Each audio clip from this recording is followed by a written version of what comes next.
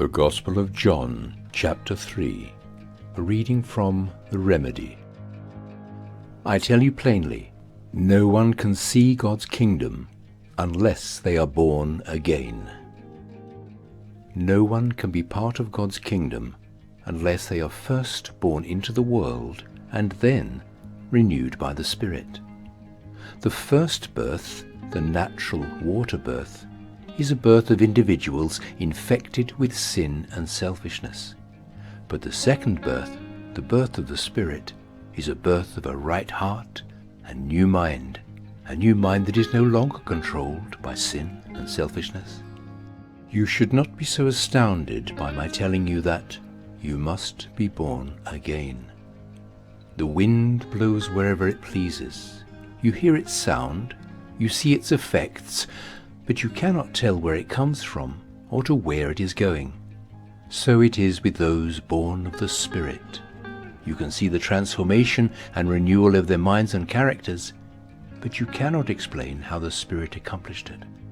I, the Son of Man, must be lifted up, so that everyone who looks to me and trusts in me may be healed and live eternally. For God loved the world so much that he gave me, his one and only Son, so that all who open their hearts and trust me will be healed, and therefore not perish but have everlasting life. For God did not send me his Son into the world to condemn the world, but to provide healing from sin, in order to restore the world to unity with God through me. Whoever genuinely trusts me experiences renewal of mind and recreation of heart, and is therefore no longer out of harmony with God. Such a one will not be lost.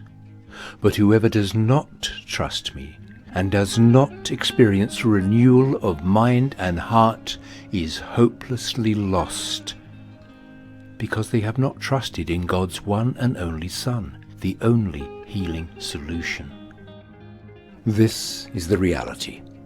I have come into the world as the light, to reveal the truth about God, his character, methods, and principles, the very principles upon which life is based. But all of humankind have loved the dark lies of Satan and his methods of selfishness, which only lead to death, because their habits and lifestyle, their very characters, are evil. But whoever opens their heart in trust to me and lives by the truth comes into the light of God's love, methods and principles, so that it is plainly seen that both their transformed character and their life of selfless love have been accomplished by God.